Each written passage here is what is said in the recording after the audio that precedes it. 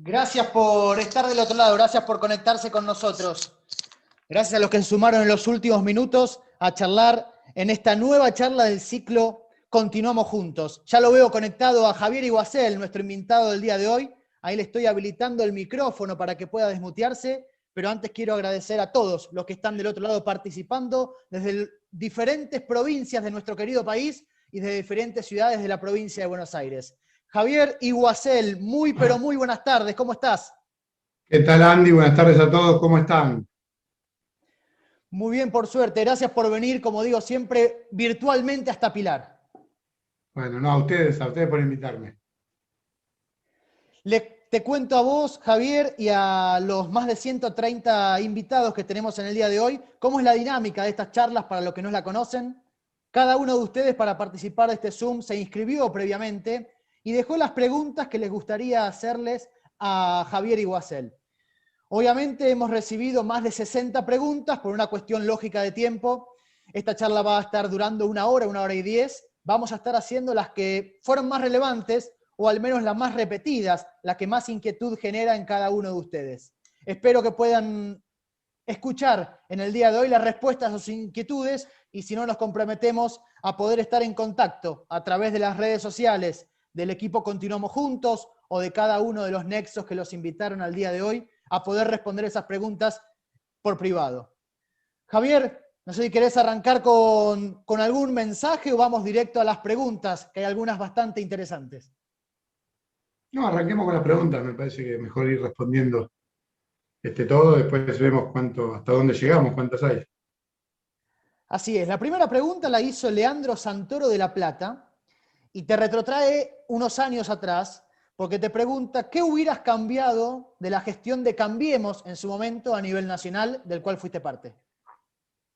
Es una buena pregunta, y antes de responderla voy a decir una verdad de perogrullo, pero me parece importante recordarla, ¿no? Con el diario del lunes es fácil ganar el PRODE.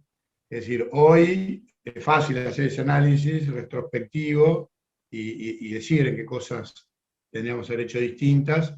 La verdad que durante los primeros 2 años me resultó muy difícil, como nuevo en la política y en el poder, y mirar las cosas en un círculo nuevo, novedoso para mí, ver con claridad. Es decir, es difícil a veces ver con claridad, me imagino, cuanto más rodeado de gente que te dice lo que querés escuchar, más difícil debe ser.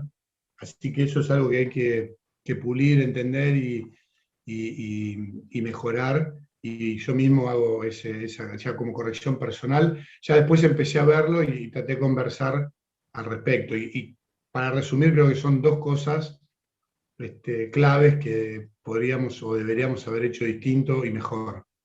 La primera es haber sido mucho más transformadores desde el inicio, haber aprovechado el poder político inicial, que de todas maneras hubiéramos tenido la sistemática pelea y contra digamos, y el club de helicóptero, eso hubiera pasado igual, haciendo o no haciendo. Y creo que ahí eh, eh, sobreestimando, sobrevalorando el diálogo con el que no quiere dialogar, porque mi abuela me dijo un día, no hay sordo peor que el que no quiere oír, o peor ciego que el que no quiere ver, no hay peor enemigo del diálogo que el que no quiere dialogar. Entonces, habría que haber sido más transformistas y cambiar muchas cosas mucho antes que nos llegue la tormenta. Nosotros representamos, o creo que representamos, a la gente honesta de este país, a la gente trabajadora de este país, a la gente emprendedora de este país, que quiere y respeta a los demás, que respeta el orden, que respeta las leyes, las instituciones y respeta las ideas comunes. Entonces, para hacer eso, había que, no sé, reducir la carga patronal, por ejemplo, o los descuentos que le hacen a los trabajadores, o democratizar los sindicatos, y si eso el costo era reducir la cantidad de planes, bueno, habría que haberlo hecho. Porque eso iba a generar la salida de la pobreza del trabajo, y por ahí no nos animamos. Así que ese es un solo ejemplo, ¿no? Un montón más que creo que podríamos haber hecho. Y, y la otra es haber construido un relato, una visión, para llamarlo distinto a como lo llaman los K, una visión común y haberla comunicado y micromilitado, militado y no habernos dado a veces hasta, parecía que a alguno le da vergüenza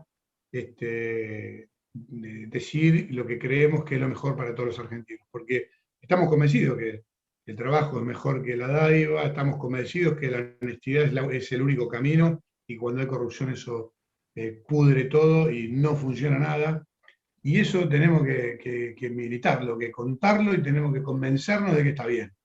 Ellos ahora aumentaron la nafta 2 veces más rápido que nosotros en un año y está bien. Y a nosotros nos mataban y nos callábamos la boca. Una cosa increíble. Y no me dejaban hablar. Entonces, nos endilgaron que dolarizamos las tarifas, y las tarifas se dolarizaron con el 1 a 1 con Menem, siguieron dolarizadas con Dualde, con De la Rúa, con Dualde, con los presidentes que estuvieron en el medio, con Néstor Kirchner, con Cristina Kirchner, y están dolarizadas hoy con Alberto Fernández, pero el que dolarizó las tarifas como Macri. Sí, cosas sencillas de ver, en donde no tuvimos una comunicación, en este caso defensiva, pero en otro caso, que es la más importante, de enamoramiento de la población en un proyecto, de subirse y ser parte de todo de un gran proyecto de transformación. Así que comunicación y acción transformadora contra cualquier palo en la rueda, creo que son, digamos, y mucho más rápido, creo que son las dos cosas que debimos haber hecho diferente a las cosas muy buenas que hicimos, que se trabajó en seguridad, en obra pública, en hacer eficiente el Estado, en luchar contra la corrupción, digamos, que dieron sus frutos. Yo siempre digo, cuando miro las encuestas de opinión pública y veo que la gente hoy, con la debacle económica que hay, con que faltan vacunas, porque se está muriendo gente por la ineficiencia en salud, menciona como principal problema de la Argentina la corrupción. Ese sí fue un relato que instalamos. Y lo dijimos claramente, se venía instalando y logramos consolidarlo para que la gente entienda que desde la manzana podrida de la corrupción no se puede construir nada, no hay cimiento. Todo lo demás no tiene sentido. Porque en definitiva son vivos que viven de los demás, son parásitos que viven de los que trabajan. No importa en qué escala social estás, económica, importa que hay alguien que vive, se aprovecha del esfuerzo ajeno, y una sociedad que facilita eso, que hasta vanagloria eso, es una sociedad que no tiene destino. Entonces, ahí, por ejemplo, hicimos una buena acción y generamos un cambio cultural, por lo menos transformamos a mucha gente. Así que hicimos cosas bien, esas dos creo que son las dos que habría que haber hecho distinto. Gracias, Javier, por tu respuesta y gracias también, Leandro, por la pregunta, porque yo creo que toda autocrítica es buena cuando se trata de corregir. No sirve, igualmente soy un convencido que no sirve quedarnos solamente en la autocrítica y autoflagelarnos porque no nos permite avanzar. La siguiente pregunta, y antes de darle la palabra a Hernán Badaraco de Quilmes, que va a estar haciendo la tercera, la siguiente pregunta tiene que ver un poco con cuestiones personales tuyas, que han sido públicas, causas que hoy por hoy venís atravesando desde el regreso del Frente de Todos al gobierno, y queríamos que te expliques un poco de qué tratan esas causas y cómo vienen avanzando. Esa pregunta la hizo Sonia Derado de San Nicolás y María Poblete de Pilar, entre otros. La denuncia que me hicieron a mí, donde yo estoy, Sí. digamos, denunciado. La verdad que yo siempre digo, mira, lo mejor que puede pasar es que me denuncien y que la justicia investigue para demostrar fehacientemente, aún con una justicia compleja y con sus mañas, que no todo es lo mismo. Así que cuanta más denuncias haya, me llevará un poquito más de esfuerzo, nos llevará un poquito más de esfuerzo, pero mejor es para aclarar y separar la paja del trigo. Así que no me molesta que existan. Obviamente, quienes la hicieron, el Tailade, el Soria, que era ministro de Justicia, en su momento era intendente de General Roca, este hombre que acá, que es senador provincial, Durañona, que bueno, lo han visto diciendo que había que eliminar la corte. Nada, todos militantes, cafés, muy duros, que en general han denunciado como esta gente, ¿no? Que el ladrón que se asusta del asesino, no sé, porque ellos, o el asesino que se asusta del ladrón, digamos, porque son todos, ellos son así y creen que todos son iguales, ¿no? Nada, o sea, todas las que han ido avanzando, o sobreseído, o falta de mérito, o bueno, Canigó Corral en una cosa histórica, sin haber siquiera permitido ver las pruebas, sin haber permitido leer un escrito, sin haberme llamado, me llama un día para el otro, me indaga por Zoom, y al otro día, el día que presentaba la jubilación, me procesa, o sea, más claridad respecto de que eso era una cosa armada, no pudo haber. Obviamente la Cámara y después Casación revocaron ese procesamiento con unos dictámenes que eran básicamente, si hubiese sido que seguía Canicoba Corral, tenía que agarrar a la magistratura y echarlo. Así que, nada, por ahora, recontra bien, no tengo nada, no estoy procesado ninguna, no tengo, todas las que fueron avanzando me fueron sacando.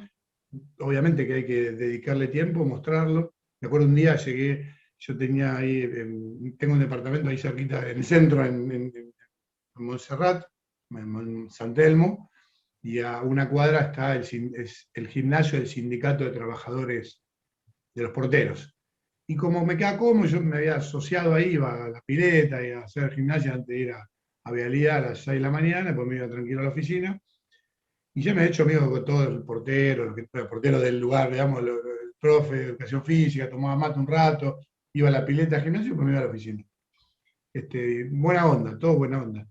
Y un día me nombra ministro, al otro día, claro, el dueño, o sea, el que maneja el sindicato de porteros es el dueño de Página 12.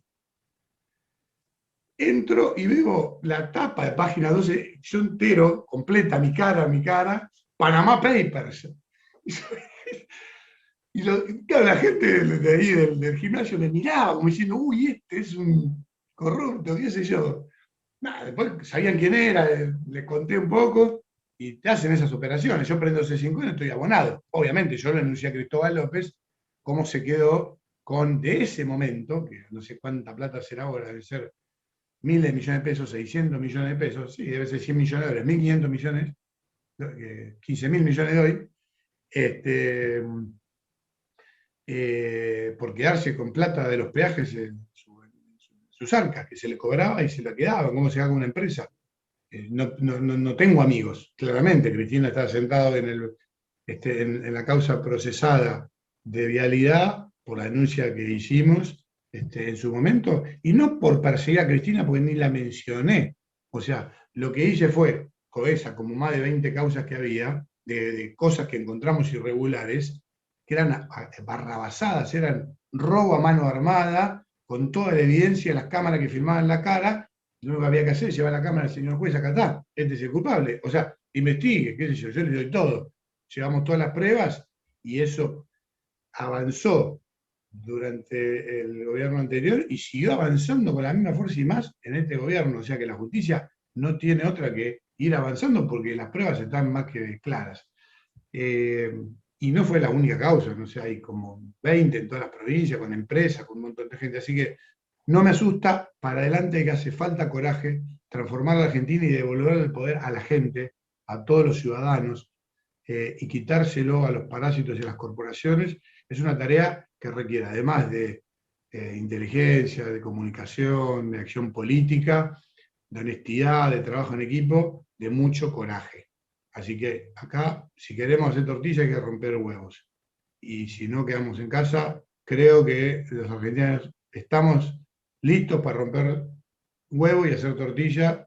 Hay que hacerlo en algún momento, así que para eso me metí, ¿no?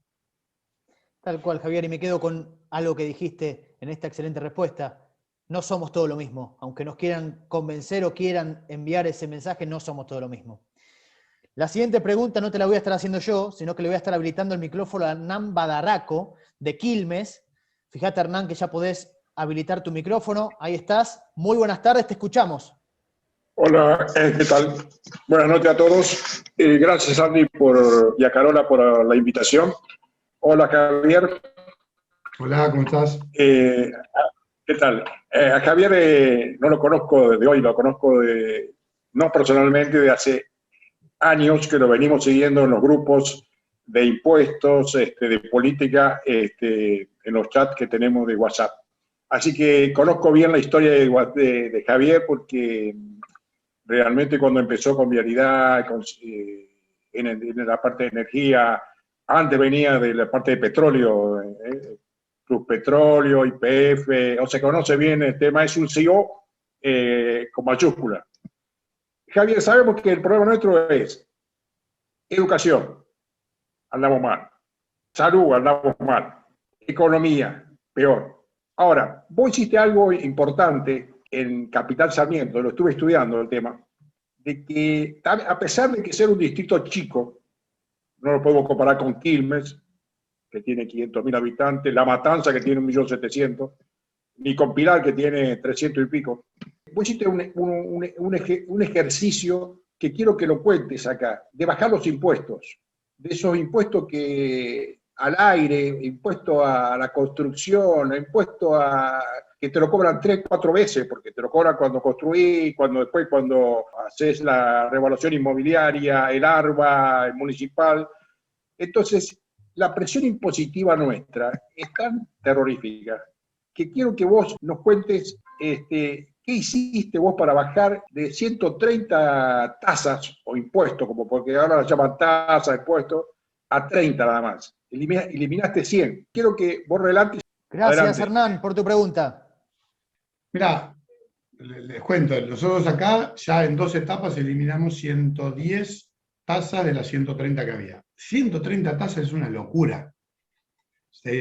Pasaba hacía un mes que estaba de intendente, me vino a ver un vecino que tenía un local y que todos los años, en enero, resumir el 11 de diciembre, habrá sido 10 de enero para Reyes, no sé, 6 de enero, viene enojadísimo, que ni loco iba a pagar esa tasa de publicidad en la vía pública. Yo lo escuchaba, no entendía qué me estaba hablando, digo, ¿qué? Tendrá un cartel en una plaza de su negocio, una plaza pública. Entonces le pregunto, no, me cobran por un cartel que está en mi propio negocio. No puede ser, digo. Yo tengo negocio, o no tenía en ese momento ningún negocio. No, se cobra por una... Digo, no puede ser, traficó la impositiva, y es la verdad. Después me entero que en casi todos los municipios se cobra. No solo eso, ya 1 año y medio después de haberla sacado, lo tuiteé, Arcor todavía me mandaba una carta diciendo que lo iba a pagar en desacuerdo. O sea, ni siquiera se habían tomado el trabajo los abogados de mirar que acá ya se había eliminado eso. Se ve que ellos con sus comerciantes, por la publicidad, se la pagan al comerciante, entonces lo pagaba Arcor. El YPF me hizo lo mismo, me mandó la carta. O sea, se ve que está en todo el país eso. O sea, vos tenés tu negocio, publicitá lo que vendés en tu propia marquesina y tenés que pagar una tasa. Comerciante para sacar la mesa a la vereda, imagínense, en pleno COVID, que había que sacar la vereda afuera para no estar adentro, y encima le cobras una tasa para sacar la vereda, la mesa. Para empezar a construir, que no es solo la tasa, es mucho peor, porque el derecho de construcción te piden planos, que tenés que ir por el colegio de arquitectos, que tenés que pasar por el sello de la provincia no sé dónde, termina gastando un camión pales de ladrillo, o todo el hormigón que necesitas para hacer los cimientos, o la mano de obra de 2 meses, en papeles antes de arrancar. Ridículo total. ¿Esto qué pasa? ¿Qué termina pasando? El que no tiene mucho fondo ni aparece al municipio, entonces agarra y hace cualquier cosa y te construye fuera del código y hace la pendiente del techo que le da al vecino, pues se pelea con el vecino. Si hubiera venido, le hubiera dicho, no, mira, correle un poquitito, gratis, asesorándolo, hubiera salvado un problema en el futuro, porque no le cuesta nada, pero el tipo ni aparece. O el que es amigo del poder, no, vos dejá, no te preocupes, construir no pasa nada. El que es enemigo le mete el inspector, le mete la multa. Entonces, todo un gorroso. Lo eliminás, se acabó el problema. Se acabó, no es solamente la tasa esa. Y así un montón. Entonces, miré, digo, esto es una locura, pido la fiscal impositiva y veo, y googleo, y veo que el promedio de tasas en el país del municipio era 85 tasas. Me agarraba la cabeza. Cuento en Sarmiento, 135. Agarré una regla, lo cuento siempre que me preguntan, una regla, y dije, yo quiero que las tasas que estén en Sarmiento tienen que cumplir 3 reglas. Primero, que sea justa. ¿Que justa qué es? Una tasa de retribución por un servicio. Si yo hago la recolección de residuos, te cobro la recolección de residuos, porque es algo que el municipio te presta un servicio, no te que agarrar vos y llevar la voz a la planta de residuos, al basural. Alguien está haciendo. Si te digo mantenimiento de espacio verde, tengo que limpiar, arreglar las plazas, podar los árboles, alumbrado público, te está todas las luces andando. Entonces, ya veníamos trabajando muy al principio en que todos los servicios funcionen, entonces tiene que ser justo, tiene un servicio que esa tasa retribuya. Y aparte tiene que estar equitativamente distribuida, tiene que tener más o menos una relación con el servicio que sea. Si yo te cobro alumbrado público, resulta que el alumbrado público, EDEN, el distribuidor de energía, me factura 1 millón de pesos, y yo la tasa sumo todo, y si me pagan todos, son 5 millones de pesos, te estoy mintiendo. Por más que te cobro algo que te estoy dando como servicio, te estoy cobrando 5 veces más lo que me cuesta. Entonces, justa es lo que vale y que se dé el servicio. Simple, que sea fácil de entender y que no genere todo este engorro burocrático que además genera corrupción, porque siempre está el inspector vivo, yo te hago el papelito, vos hacelo, te cuesta unos manguitos, que es la coima del inspector. Cuando no hay, decía un conocido cuando vivía en África, portugués que vivía en África, decía, Javier, en África es simple. La lógica, que pasa acá en Argentina, es crea dificultades para ofrecer soluciones. Muchas veces la política crea dificultades para después ofrecer la solución por afuera. Entonces tiene que ser simple. Y tercero, tiene que ser justa, simple y fácil. Fácil de pagar, o sea que no sea un engorro, tiene que ser una cola, hacer cola. Entonces habilitamos muchos canales. Agarré la virome, taché como 100 y pico. Le llamé al secretario, no sé si está mirando, secretario de la Pública, al que está en impuestos, en tasas, se agarra la cabeza, no vamos a fundir. Ya para eso habíamos equilibrado las cuentas en 2 meses, o sea, veníamos de un déficit crónico y una deuda equivalente a 3 meses de ingresos, 45 millones de pesos más o menos de deuda en ese momento, a equilibrar las cuentas. ¿Cómo? Habíamos eliminado toda la política trucha, o sea, de 35 cargos pasamos a 13, yo 3 secretarios, yo tengo chofer, el secretario privado, nada de eso. Para un municipio de 20.000 habitantes no hace falta. Eliminamos todos los contratos truchos. Hay una cooperativa de Salta que prestaba supuestamente un servicio de recolección de residuos, de separación de residuos que no hacía, y así. Entonces equilibramos las cuentas. Y bueno, me está pagando el 40% de la gente. Me pagan estas tasas. Si saco tasa que nadie paga, que paga el 5%, ¿cuánto? Poco de nada. Así que el objetivo no era recaudar más, sino que era hacerlo más justo, como dije antes, sea más sencillo. Y bueno, lo hicimos. Después agregamos 10 más, por ejemplo, patente de moto, dijimos, mira, si la gente se accidenta, se parte la cabeza porque no tiene casco, saquemos la patente, que use la plata para comprarse un casco. Ese tipo de cosas fuimos haciendo, ¿no? Pero se paga más patente de moto. 110 tasas. El resultado de hoy, en plena pandemia, se habilitaron 100 emprendimientos, comercios, pequeñas industrias, en Capitán Sarmiento, de servicios profesionales, etc. Hubo 40 bajas, 60 netas de altas. Vos mirá los diarios, en todos lados vas a Buenos Aires, se cierra, acá se abren. Y además duplicamos la recaudación. Hoy más del 90% de la gente está pagando su tasa. ¿Cada cuánto te llega la boleta de mantenimiento urbano a tu casa? 300 pesos, 400 pesos. La puede pagar hasta el jubilado. La pueden pagar todos. La pagan todos y nos alcanza para que todos los días, a la hora indicada, pasa la barredora, pasa el recolector, pasa el regador si tiene calle de tierra, podemos las plantas y hagamos las plazas. La plata que entra al Estado es infinita, porque ya a los vecinos se le cobra un montón de impuestos. Vas al supermercado, compras un kilo de yerba y pagás el 21% de IVA, más el ingreso bruto que pagó el empresario que te lo carga, más las cargas patronales. ¿Cuánto pagas de impuestos? 50%. Ya el Estado te está accionando tanto impuesto que a mí me da vergüenza hasta cobrar las tasas que estábamos cobrando. Lo que pasa es que no me alcanzaría si no, porque está mal distribuido lo que viene. Lo que sí decidí es no cobrarle contribuciones por mejor a los vecinos por las obras que estamos haciendo. Eso, habíamos que liberar las cuentas, nos aumentó la recaudación, ahora nos sobra plata. Entonces, ¿qué estamos haciendo? Obra. Tenemos como 5 frentes de obra con la planta propia y recaudación propia. Nosotros pasamos de que el 70% de lo que teníamos era la coparticipación, a que ahora sea mitad y mitad. Entonces nos sobra plata. Entonces el cordón cuneta, el ecopá, pavimento ecológico, las avenidas que estamos abriendo, Paso Nivel que estamos abriendo, entubando canales a cielo abierto que hacen que haya barrios que no se han podido desarrollar por 40 años, lo hacemos con la plata de que nos manda la coparticipación y no le cobramos la contribución por mejorar al vecino, justamente porque ya está pagando los impuestos generales. Así que esa fue la lógica. Resultado, abrieron más negocios, duplicó la recaudación, es más justo porque todos pagan poco, pero todos pagan, y solamente se paga algo que se devuelve como servicio o obra al vecino. Gracias, Hernán, por esta pregunta, porque estas cosas están buenas poder difundirlas. Y yo iba leyendo el chat a medida que Javier iba respondiendo, y la verdad que sí, esto hay que contarlo. Esto es un ejemplo y ojalá sirva para poder aplicarlo en diferentes lugares también. Así que gracias, Hernán, por tu pregunta. Fuiste uno de los que lo preguntaron, porque varios más hicieron preguntas al respecto. Javier, la siguiente pregunta la hizo Roberto Escaso, de Castelar, y te retrotraigo a cuando fuiste ministro de Energía, y te pregunta sobre las políticas actuales energéticas que está aplicando este gobierno. ¿Qué opinión tenés? Bueno, está haciendo todo lo que nunca haría. O sea, es una cosa patética, es decir, interviniendo negativamente en el sistema energético eléctrico. Son muy mentirosos, muy mentirosos. ¿Por qué?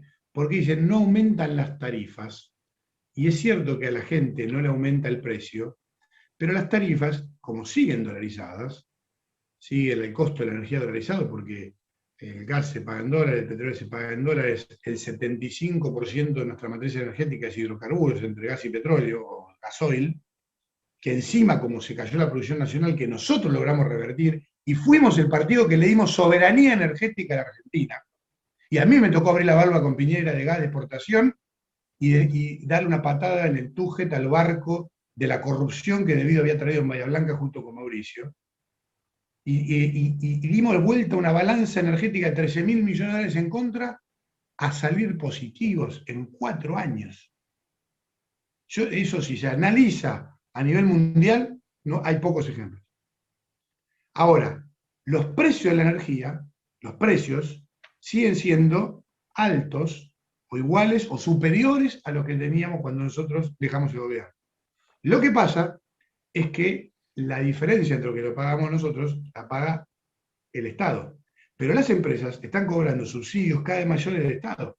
Entonces alimentan a los ricos quitándole a los pobres, digo yo. Porque un chaqueño que no tiene gas, cuando paga el IVA, le está pagando la boleta de gas a un departamento de Recoleta.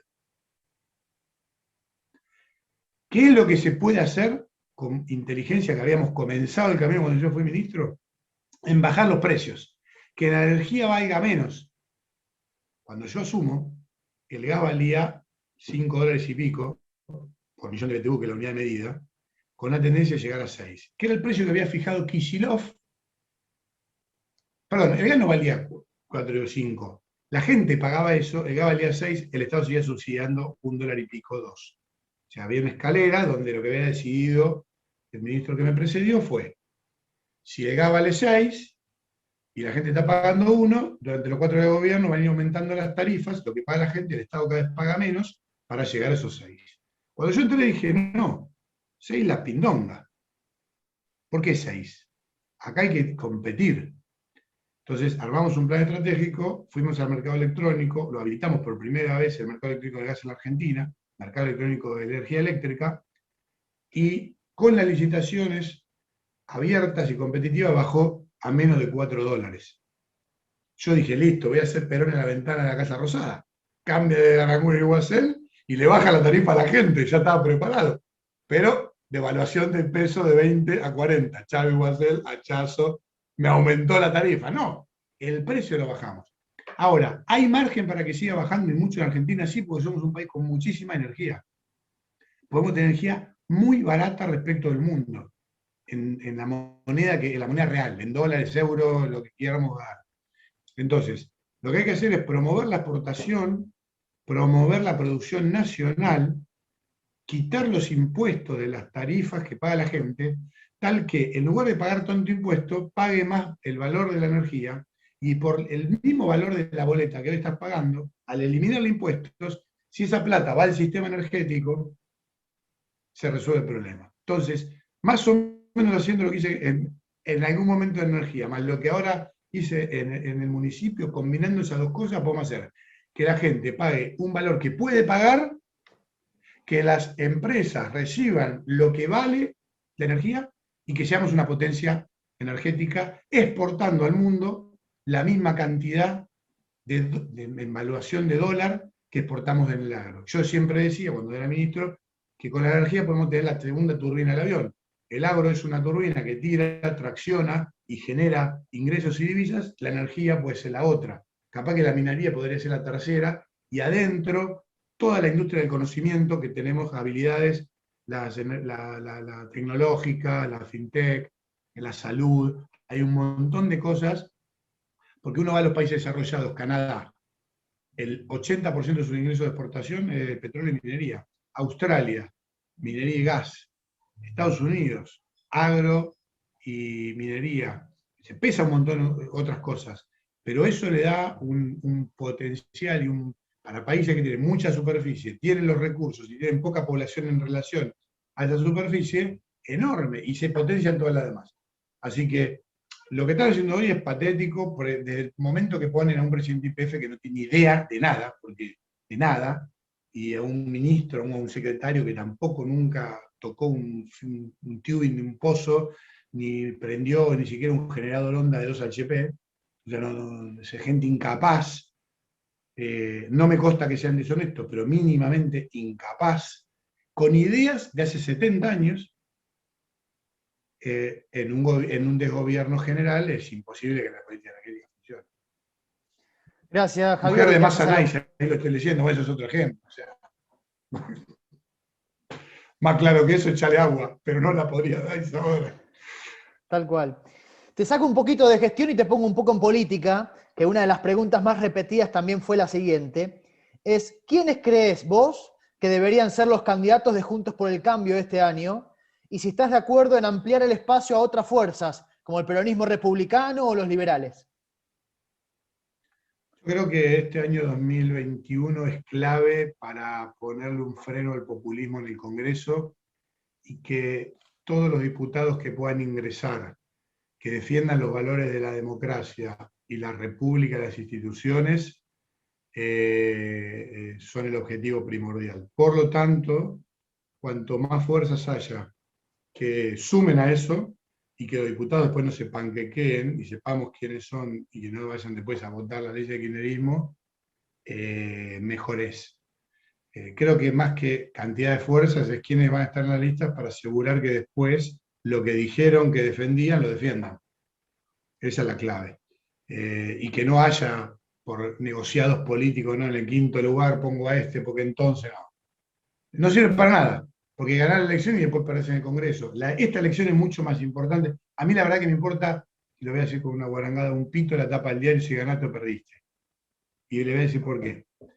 Lo que tenemos que ganar son bancas en la Cámara de Diputados. Tenemos que meter por lo menos diputados más de lo que tenemos. ¿Para qué?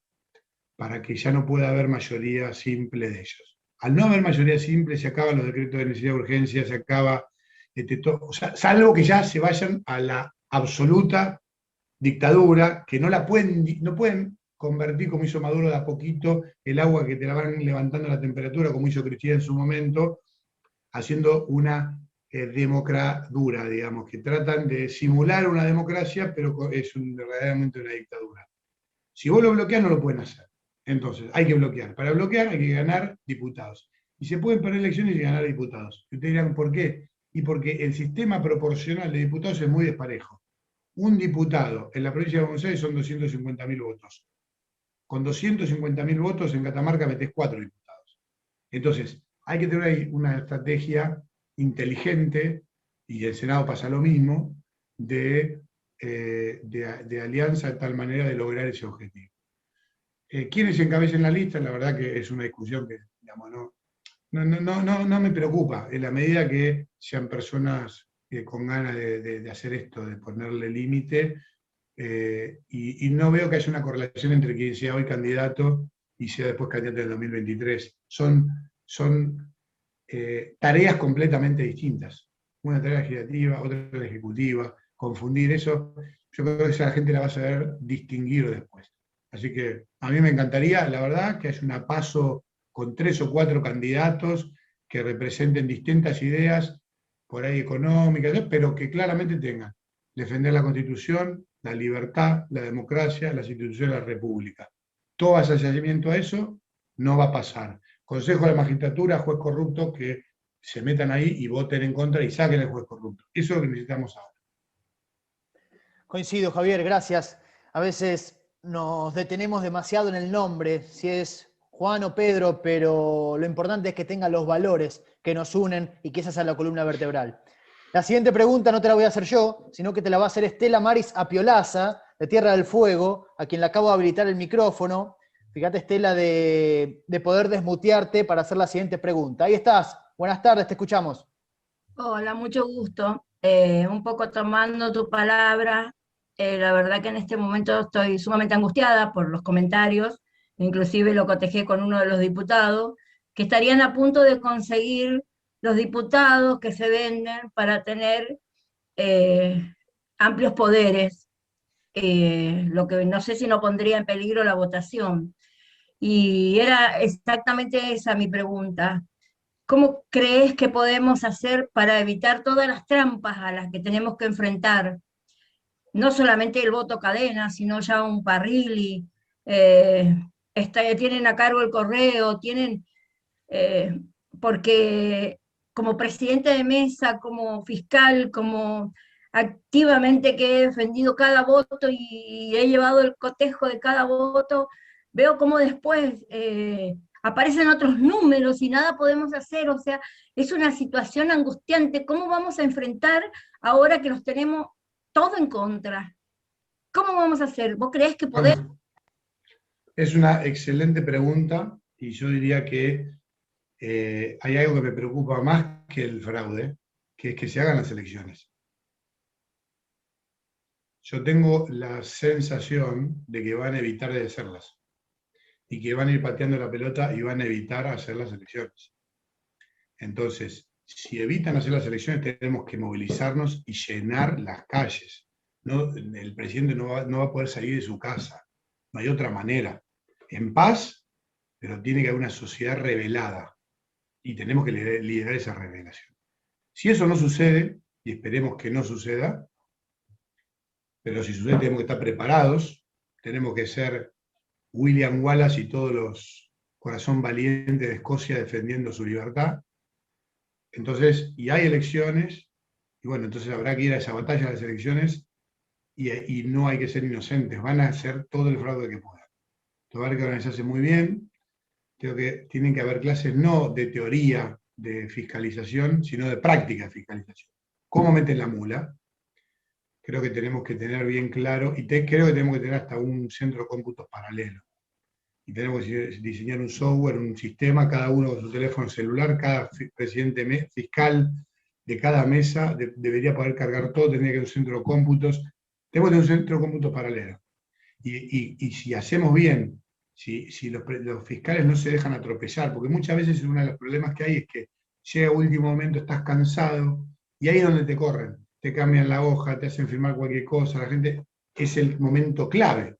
Entonces, si ahí llegamos a ese momento y no nos dejamos patotear y nos ponemos firmes, y logramos tener una foto y una copia de la planilla que se firmó entre todos los fiscales, eso para la justicia es muy válido. Entonces, eso va al centro de cómputos, cada uno la guarda como si fuera un tesoro, y después hacemos abrir las urnas en el peor de los casos, o denunciamos internacionalmente fraude con datos.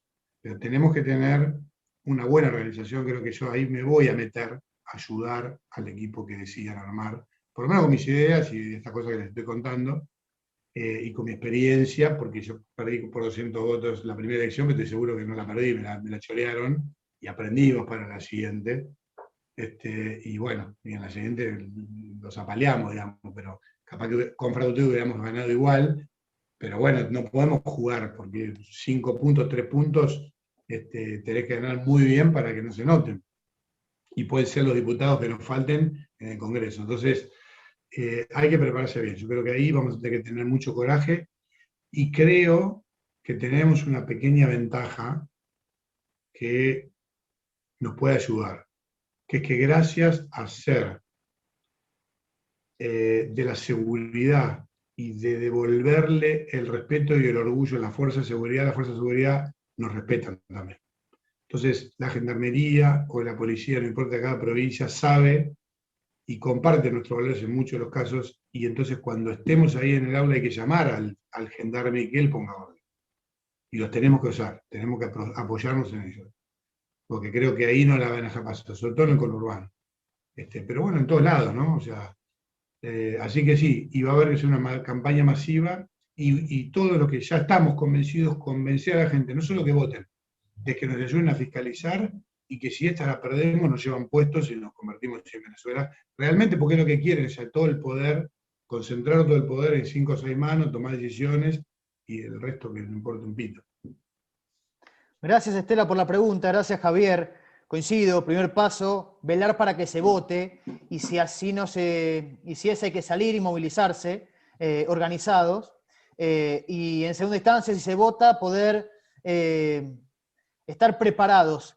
Yo paso el chivo, muchos de los que están acá presentes vienen participando. Cada 15 días, los sábados, venimos haciendo una capacitación de fiscales desde el equipo, continuamos juntos, donde justamente no nos quedamos solamente en la teoría, sino que vamos a la práctica. Tratamos de desarticular esos mitos, esas trampas que trata de hacer generalmente el kirchnerismo, y queremos estar cada día más preparados. Los invito a todos los que no han participado aún de estas capacitaciones a que puedan ver las grabaciones de ellas en nuestro canal de YouTube, Continuamos Juntos, ¿sí? Nos buscan como Continuamos Juntos y ahí están las grabaciones. Vamos por la 4ª clase. El sábado que viene no hay. El otro es la 5ª clase de la capacitación de fiscales activos, así que están todos invitados para estar más preparados, y tenemos que hacer cada día más. Javier, te traigo nuevamente un poco a la gestión, y la pregunta la hizo Silvia Maliani de Derqui, es: ¿cómo manejaste el tema de la pandemia, o cómo manejás el tema de la pandemia en tu municipio, en Capitán Sarmiento, y cómo crees que la ha manejado el gobierno nacional y provincial? Mira, lo más importante que hicimos acá, o la decisión más importante que tomamos fue cuando en el mundo comenzó a ser un problema, y todavía el presidente decía que se resolvía con un té caliente, conformar un comité de crisis que estuviera integrado por no solo médicos o especialistas, sino también el comisario, una psicóloga, digamos, distintos actores que tuvieran que ver no solamente con saber de qué se trataba la pandemia o cómo curarla, sino cómo ir tomando medidas que la sociedad pudiera comprender, fueran sencillas, llegaran, se cumplieran, y donde podamos dar o compartir la responsabilidad en el ejercicio de la libertad, que cada uno pueda cuidarse y cuidar a los demás. Así que ese comité de crisis lo hicimos, ya digo, antes de que cuando acá el virus, y comenzamos a tomar esas decisiones desde ese día. Y cuando nadie decía nada, comenzamos a cerrar algunas actividades. Entonces, bueno, la gente se enojó un poquito, o no se enojó, pero empezó a entender que había un equipo. Y nadie se subió a la ola del éxito de que, como estaba cerrado y el virus no venía, cuando empezó a venir, nadie era genio, porque esto era muy complejo. Entonces, acá mantuvimos siempre el pueblo abierto, hablamos mucho, informamos siempre la verdad, todo, no importa si era buena o mala, todos los días un parte, fuimos los primeros en poner un parte diario, testeamos un montón, hicimos un equipo de seguimiento de médicos y enfermeros que automáticamente, cuando pusimos el 107, el del SAMI, para que la gente cuando teníamos síntomas llamaba, armamos un sistema de seguimiento, de aislamiento. Cuando todos iban a internar, nosotros decidimos hacer como internación domiciliaria, la ambulancia recorriendo, y seguimos haciendo que el sistema de salud, y fortalecimos el sistema de salud para COVID, y seguimos haciendo el resto de la salud. Todos los consultorios siguieron abiertos, los sacamos del hospital, armamos una zona aislada, se siguió operando, se siguió atendiendo el resto de la salud, que eso es muy importante, y hay muchos que no lo cuentan, pero generó muchos problemas en muchos lugares, porque al desatenderlos hubieron fallecidos, o gente que se perjudicó porque no lo atendían en su enfermedad, que no era el COVID. Al principio mucha gente no lo entendió, y hubo que soportar una presión política muy grande. ¿Cómo puede ser que Sarmiento esté abierto y en el pueblo al lado el otro no, y nos vamos a morir todos, y el virus va a venir, y hay que poner un badén, y hay que poner una valla. Pero desde la lógica, desde el conocimiento. Yo leía, no sé, 5 papers por día de Inglaterra, de Francia, traducidos al inglés, de China, o sea, en mi idioma que entendía, no chino, pero de acá, y los médicos hacían lo mismo, y el infectólogo, y el comisario, y juntamos y poníamos cabeza, y decíamos, no tiene sentido, no, para la tribuna, por la opinión pública que se generaba a través del mensaje del presidente que hacía esas filminas, y le mentía a la gente descaradamente, pero hay que aguantar esto y ser consistentes en el mensaje y seguir diciendo la verdad, y fue lo que hicimos. Conclusión, nada está cerrado, mañana puede pasar que tengamos el triple de casos, pero el pueblo está abierto, todo funciona, hoy las escuelas están todas abiertas, ya en noviembre del año pasado comenzamos a abrir con una manganeta a sextos años y quintos también, tanto el primero como el secundario, y ahora tienen todos el máximo permitido de la provincia, todos los días, los que van doble turno van todos los días, a la mañana uno y a la tarde el otro, los que tenían turno simple van a Zoom, pero va al otro grupo, los sexto años van todos los días, les dimos lugares, galpones, para que puedan ir y hacer las separaciones. Las burbujas no son tan grandes como, o sea, si hay un caso nos aísla todo un curso, sigue la maestra dando clase, el equipo de salud, vacunamos el 65% del sistema de educación, es decir, mantuvimos todo abierto y así todo nosotros tenemos 40, 30 y pico casos activos para 20.000 habitantes. En proporción, los pueblos de la zona tienen 150, 200, 250. El hospital tenemos 2 en terapia y 5 o 6 en piso, y está haciendo todo lo que hace habitualmente como si fuera un año normal en el resto de las operaciones y cirugías. Recibimos pacientes de todos lados, recibimos pacientes de Quilmes, de Moreno, ahora de Trenquelauquen, porque también fuimos del día 1, firmamos los convenios para decir si hay algún enfermo que requiere el servicio, lo vamos a traer. Algunos se enojaron pero después no tenemos cama para nosotros. Y si es al revés, si nosotros somos los que nos quedamos sin camas, ¿cómo le vamos a negar a alguien? Para que esperar generosidad del otro, tiene que dar generosidad a vos también. Y lo estamos haciendo. Así que gracias a Dios, por ahora viene bien. Obviamente, en la medio de la pandemia tuvimos fallecidos, nos cuidamos, todos usamos tapaboca, digamos, hay reglas, y la gente ha ido cumpliéndolas, algún vivo no, ha habido multas para el que no las cumplió, pusimos poquitas, pero cumplibles. Eso fue un poco la lógica que seguimos. Gracias, Javier. Y ahora sí vamos a pasar a las últimas 3 preguntas de esta charla. La siguiente no la voy a hacer yo, sino que le voy a estar habilitando el micrófono a Patricia Albero de Merlo. Fíjate, Patricia, de desmutearte para poder hacer la siguiente pregunta. Ahí está. Buenas noches, Patricia, te escuchamos.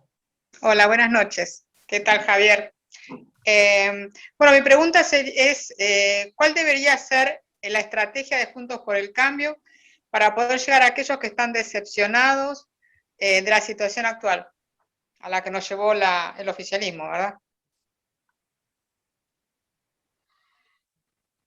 Yo creo que tiene que haber muchas estrategias. Si nosotros tenemos que llegar desde los dirigentes que salen en la televisión, en los grandes canales, los que militan por las redes, y nosotros o el resto, o todos, como micromilitancia diaria, con el vecino, con la gente que está, diciéndole que hay una alternativa de un país diferente, que no todo es lo mismo, y que basados en los valores, lo que hicimos bien lo podemos mejorar, y lo que no nos salió bien lo vamos a corregir, pero que hay una esperanza de oxígeno, de aire puro y de libertad.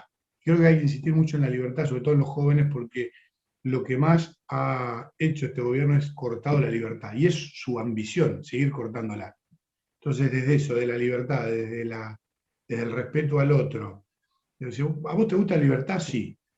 ¿Querés que te respeten y respetar al otro? Sí. ¿Te gusta trabajar y querés que te ganarte tu pan trabajando? Sí. Entonces sos Juntos por el Cambio. No importa si tu papá era peronista, ahora radical, esos son los valores que nosotros defendemos, y los vamos a defender, los vamos a defender. Mejor o peor, algunos lo harán más, otros poco menos. Nosotros estamos del lado de los que trabajan y los que son honestos. No importa si son humildes y recién están arrancando y es peón de albañil, o si es el dueño del corralón, ¿se entiende? Mientras lo haga con honestidad y con laburo, ese es nuestro público, nosotros vamos a defender eso. Y son los más en la Argentina. Somos los más. tienen que ver que nosotros defendemos a ellos. Ahí está la clave. Si lo ven claramente, y queramos el poder y libertad. Si quieren libertad y poder, lo van a tener. Que el poder lo tengan los ciudadanos, no 5 iluminados. Y para que justamente no se concentren en es que es tan importante la república, las instituciones, que esté repartido, que funcione el Congreso, que funcione la justicia. Eso ya es muy etéreo, pero uno se lo puede explicar con estas cosas simples. Vos querés caminar libremente en la calle y que nadie te diga lo que tenés que hacer, y querés ir a la escuela, y querés que tu hijo se eduque, y querés trabajar, y no querés romperte el lomo para mantener a otro que no hace nada, es un vivo. Bueno, nosotros, ahí estamos nosotros. Excelente respuesta, Javier, excelente. Veía los comentarios en el chat y la verdad que es un resumen de la principal estrategia que tenemos que llevar adelante en el 2021 y también en el 2023. Vamos a las últimas dos preguntas. La anteúltima, realizada por Lucila King, de Padres Organizados de Pilar, tiene que ver con educación y se refiere a cómo has podido vos manejar el tema educación en Capitán Sarmiento y qué autonomía real tiene el municipio para decidir, por ejemplo, en educación. Bueno, es una buena pregunta. En realidad, autonomía real desde el punto de vista legal no tiene, porque los docentes son empleados provinciales y la educación primaria y secundaria inicial depende de la Dirección General de Cultura y Educación de la Provincia de Buenos Aires y del Consejo Educativo de la Provincia de Buenos Aires. Es decir, que las decisiones no son municipales. Como sí son en salud, porque en muchos municipios tenemos hospital municipal y salud municipal, como es este caso. Pueden ser mixtas, como seguridad. Nosotros tenemos policía comunal hasta 50.000 habitantes. Yo soy jefe de policía. Acá el comisario comunal integra mi gabinete. No tengo secretario de seguridad, nada. El comisario viene y está con nosotros y participa en las reuniones y toma decisiones como el resto. Pero no pasa en educación. Ahora bien, todo depende del tipo de liderazgo. Entonces, cuando hay una comunidad, cuando hay un liderazgo, que nosotros acá definimos que queremos una ciudad educadora, el día 1 trabajamos en eso.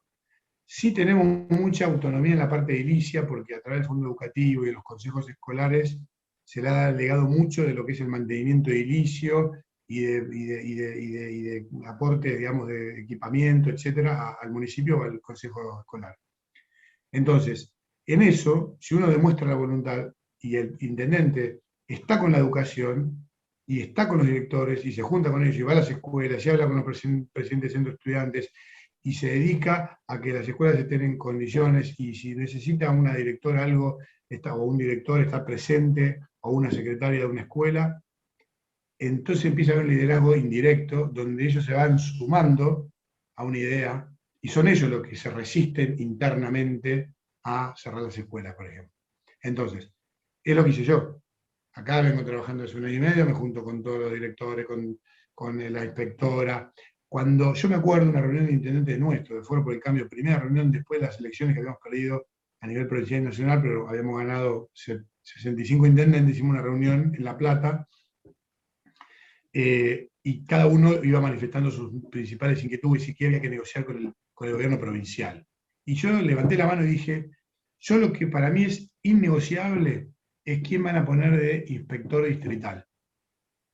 Tenemos que asegurarnos que el inspector distrital sea una persona coherente, no que en nuestro espacio político, pero que le importe la educación, no militar su partido político, porque donde meta militancia en la educación estamos fritos. No tuve mucho eco, le voy a ser sincero, y me la tuve que pelear sola. Pero me fui a La Plata, me junté con la ministra, le reboté 2 o 3, le dije que le iba a cortar la ruta, hasta que puse una persona que por lo menos estuviera preocupado por la educación, venía de ser inspector del sector en inicial de privado en Campana. Entonces, no era el partido político nada, pero quería que la educación funcione. Con los directores y ellos mismos, como en el fondo, todo lo que escriben, cuando dicen una cosa en la conferencia, pero que lo que escriben no puede ir en contra de la Constitución tan abiertamente, hay muchas cosas que las terminan delegando. Esto de el cierre a las 12 de la noche, ustedes ven los decretos, y es todo, termina siendo una decisión del intendente al final. Ellos dicen como que es algo que está tomado decidido, pero te la tienen que trasladar. Entonces vos tenés que, nosotros decíamos, no, nosotros no vamos a adherir, y no adherimos un montón de cosas en las que no podíamos adherir. Así mismo las escuelas pasa lo mismo. Ellos ponen órdenes y les pedían a cada escuela un plan de esa escuela, y es todas las escuelas de un distrito el plan jurisdiccional. Yo me junté con todas, hicimos comité de crisis desde enero, 2 de enero, 5 de enero. hasta que llegaran las clases, para asegurarnos de que cuando llegara el momento, todos quisieran que arranquen las clases. Hasta el presidente del centro de estudiantes, en un Zoom, les dijo, queremos volver a las clases. Ahí estaban los gremios, mataron los gremios. Bueno, los planes eran presencialidad en algunas escuelas 100%. Ellos, los mismos directores pedían eso. El plan jurisdiccional fue así. Entonces la provincia terminó aprobando algo, un híbrido, que no fue como lo habíamos presentado, que era prácticamente todas las escuelas presenciales todos los días, pero el máximo, y las escuelas y los directores lo defienden. Entonces saben acá que es el propio sistema el que quiere que se abra. Esa fue un poco la estrategia que seguimos acá. No es directo. Si mañana me mandan una orden y me dice se cierran, no puedo hacer mucho más que, no sé, una revolución, vamos a hacer, no sé, sentada, voy a convencer a los directores para que nos sentemos afuera de las aulas y filmar todo y mandar a TN para que muestre que todo el pueblo de Capitán Sarmiento quiere la escuela y que el gobernador no quiere, pero más que eso no, porque yo no le pago el sueldo y tampoco los docentes, si le dicen que no, después es un desacato, expediente administrativo, y le pueden hacer una denuncia y echarlo, digamos. Gracias, Javier. Gracias también, Lucila, por la pregunta. Te hago la última pregunta, que en realidad son dos en una, y la han hecho Elber Tori de La Plata, Reinaldo de Pilar, entre otros, y la pregunta es la siguiente. ¿Qué lugar o cargo te gustaría ocupar en un futuro en la política y en Juntos por el Cambio? Y si crees que volveremos a ser gobierno nacional y provincial en el 2023. Creo que si trabajamos bien, vamos a ser gobierno nacional y provincial, y como vamos a trabajar bien, porque acá hay muchos que están interesados que eso pase, no tendríamos que esperar que los grandes líderes o los que son visibles hagan las cosas, hagámoslas, avancemos y guiémoslo para que hagan bien las cosas, y así como le marcamos la cancha al gobierno, marquemos la cancha a nuestros propios dirigentes en lo que queremos, marquemos nosotros mismos la cancha y vayamos empujando que la ola los lleve a hacer las cosas bien, en sentido de todo lo que hablamos antes, de que haya voto, que defendernos del fraude, de tener buenos candidatos, de los valores, de que haya representantes reales, que haya democracia interna, que no haya dedo para elegir el negociado raro por la política, sacar toda esa mugre. Tenemos que ir por ahí, tenemos que insistir en eso. Así que creo que vamos a hacer, gobierno provincial y nacional. ¿Qué me gustaría hacer? Lo que sea que contribuya a que esa transformación se haga, en el lugar que pueda hacer que eso pase, y que pueda lograr que estas ideas se lleven a la práctica. Así que, digamos, no lo pongo por cargo, sino participar de eso, de esa transformación, como estamos haciendo ahí en Sarmiento. Hay mucho por hacer acá todavía, así que, y hay equipo también, y no es indispensable, y puede seguir el equipo, y la idea es también transformar, y puede ir a otro lado o no, o puedo quedarme en Sarmiento, pues me encanta, estoy feliz acá. Así que, ¿de qué cargo? No sé. Ahora que quiero ser protagonista de la transformación e influir en las ideas, sí. Y eso es lo que realmente quiero que pase. Gracias, Javier. Gracias a los más de 180 participantes que estuvieron en el Zoom de hoy. Me animo, por lo que he leído en los chats y por lo que han enviado por privado, a hablar en nombre de cada uno de los que estuvieron conectados. Y contás con nosotros, contás con nuestro equipo, contás con todos los participantes que estamos hoy conectados para trabajar juntos en esta transformación que sin duda es el principal objetivo. Ahora sí te dejo el cierre a vos y nos despedimos. Les agradezco muchísimo haber estado presentes, las preguntas que fueron muy buenas, y esto recién empieza. Tenemos el orgullo de haberle presentado como espacio político a la sociedad una alternativa. Seguimos juntos, que no es poco, contra todo el esfuerzo antidemocrático de derrocamiento, terminamos un gobierno difícil, sabemos cómo hacerlo distinto en el futuro y lo vamos a hacer. Necesitamos militancia y líderes en la calle que convenzan a la gente y construyan esa visión de futuro que la Argentina puede ser. Así que cuento con ustedes, Argentina cuenta con ustedes. Contemos entre todos y defendámonos, que entre todos el Scrown sigue para adelante. Así es, gracias a todos. Como dijo Javier, continuamos juntos. Nos encontramos en la próxima charla. Que tengan muy, pero muy buenas noches. Gracias y continuamos juntos.